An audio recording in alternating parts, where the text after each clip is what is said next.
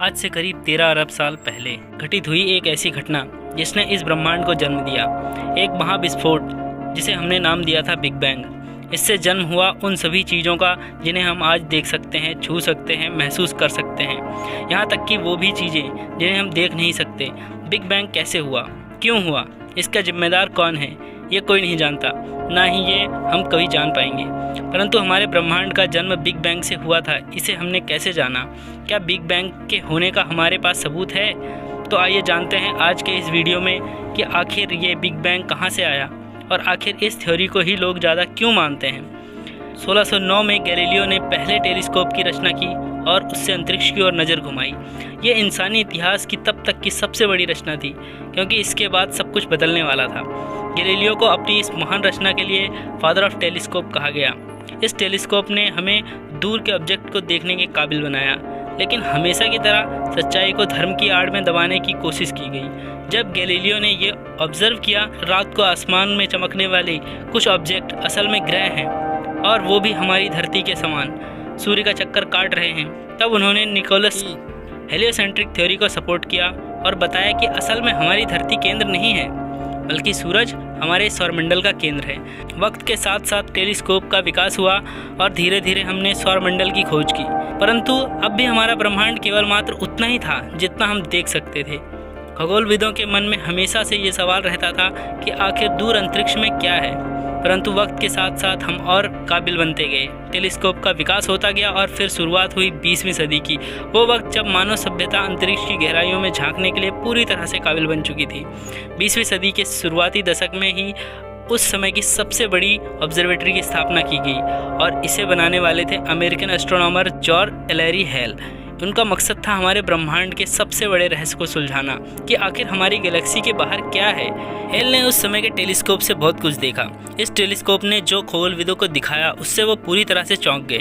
उन्हें समझ में ही नहीं आ रहा था कि आखिर वे चीज़ें क्या थी। उन्होंने अंतरिक्ष में देखा अजीब से चमकीले बादल जो अलग अलग आकार के थे, कुछ स्पाइरल तो कुछ अंडाकार और कुछ अनिश्चित आकार के। ये नेबुलास थे, परंतु उस वक्त कोई नहीं जानता था कि आखिर ये क्या थे और ये कितने दूर थे। कुछ खगोलविद ये मानते थे कि कुछ नेबुलास हमारे मिल्की वे गैलेक्सी के छोर में स्थित हैं और उन्होंने ये सोचा कि असल में ये दूसरी गैलेक्सी हो सकते हैं, यानी कि हमारी गैलेक्सी के समान। हेल ने दुनिया के सबसे अच्छे खगोलविदों को न्योता दिया इस रहस्य को सुलझाने का कि आखिर अंतरिक्ष में दिखने वाली ये चीज़ें क्या थी। उन्हीं खगोलविदों में से एक थे एडविन हबल। हबल वाकई में अच्छे ऑब्जर्वेशनल एस्ट्रोनॉमर थे। उन्होंने रात भर उस टेलीस्कोप की मदद से उन नेबुलास की पढ़ाई की और उन्हीं में से एक नेबुलास ने उनको आकर्षित किया, Andromeda nebula. Hubble Andromeda nebula में मौजूद तारों को देख सकते थे, परंतु ये साबित करने के लिए कि ये भी असल में एक गैलेक्सी है हमारी गैलेक्सी की तरह, हबल को ये पता करना जरूरी था कि ये हमसे कितना दूर है। हबल ने कैंडल स्टैंडर्ड मेथड से इस नेबुला की डिस्टेंस को मापा और उन्होंने ये अनुमान लगाया कि एंड्रोमेडा हमसे करीब 8 लाख प्रकाश वर्ष दूर है, यानी हमारी गैलेक्सी में सबसे दूर स्थित तारे से करीब 8 गुना दूर, यानी एंड्रोमेडा हमारी मिल्की वे गैलेक्सी से बाहर था। इस दूसरी गैलेक्सी एडविन हबल की इस खोज ने हमारे ब्रह्मांड को देखने का नज़रिया ही बदल दिया। हम ब्रह्मांड में अकेले नहीं थे, इस ब्रह्मांड में और भी गैलेक्सीज मौजूद हैं। हबल ने यह देखा कि ब्रह्मांड की सारी गैलेक्सीज लगातार हमसे दूर होती जा रही हैं। वैसे हबल की खोज से पहले भी अमेरिकन एस्ट्रोनॉमर वेस्ट्रो स्लीपर ने यह देखा कि स्पाइरल नेबुलास, जिसे बाद में हबल ने गैलेक्सीज बताया, वो नेबुलास लगातार हमसे दूर होते जा रहे थे। हबल ने यह देखा कि जो गैलेक्सी हमसे दूर मौजूद है वो उतनी ही तेज़ी से हमसे दूर जा रही है, यानी ब्रह्मांड फैल रहा है। हबल ने बताया कि हमें लग रहा है कि गैलेक्सीज हमसे दूर जा रही हैं, परंतु ये स्पेस खुद ही लगातार फैल रहा है। परंतु ऐसा क्यों? ब्रह्मांड क्यों फैल रहा है ये तो हम नहीं जानते हैं। हबल ने यह देखा कि जब सारी चीज़ें लगातार फैल रही है तो क्या ऐसा नहीं हो सकता कि शुरुआत में ये सब असल में एक ही जगह पर संकुचित थे। और बस यहीं से हुआ जन्म बिग बैंग थ्योरी का। और बिग बैंग के सबूत के लिए हमें अलग प्रकार के टेलीस्कोप की आवश्यकता थी, जिससे हम विजिबल लाइट के परे अन्य इलेक्ट्रोमैग्नेटिक वेव्स को भी देख सकें। विजिबल लाइट इलेक्ट्रोमैग्नेटिक वेव्स का एक छोटा सा हिस्सा है जिसे हम अपनी आंखों से देख सकते हैं, लेकिन जैसे जैसे वेवलेंथ में वृद्धि होती है वैसे वैसे इलेक्ट्रोमैग्नेटिक वेव्स गामा रेज से माइक्रोवेव और रेडियो वेव की ओर बढ़ती है।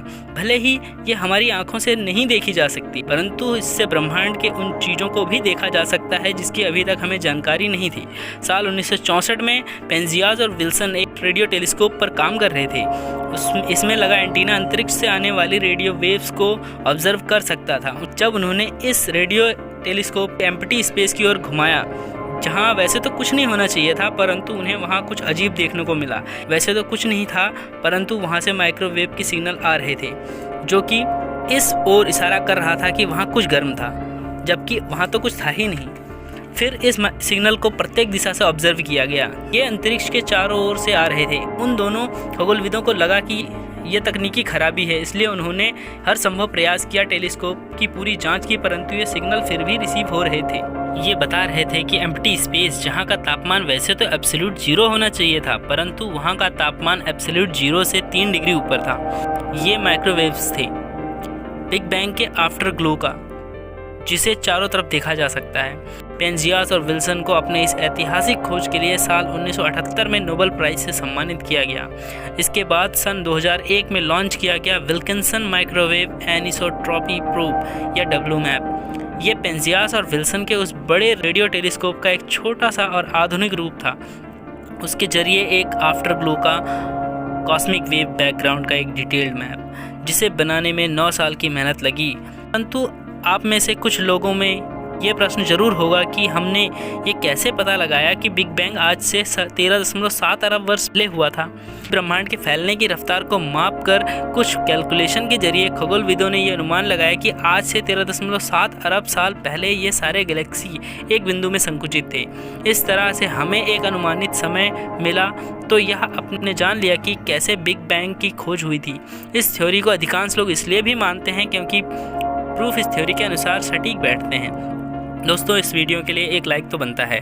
आज के लिए बस इतना ही। आपको ये वीडियो अगर पसंद आया तो इस वीडियो को लाइक करें और अपने फ्रेंड्स और फैमिली के साथ शेयर करें। अगर आपने हमारे चैनल को सब्सक्राइब नहीं किया है तो जल्दी से सब्सक्राइब करें और नोटिफिकेशन बेल को ज़रूर दबाएं। मैं मिलता हूँ एक और नए वीडियो के साथ, तब तक के लिए जय हिंद।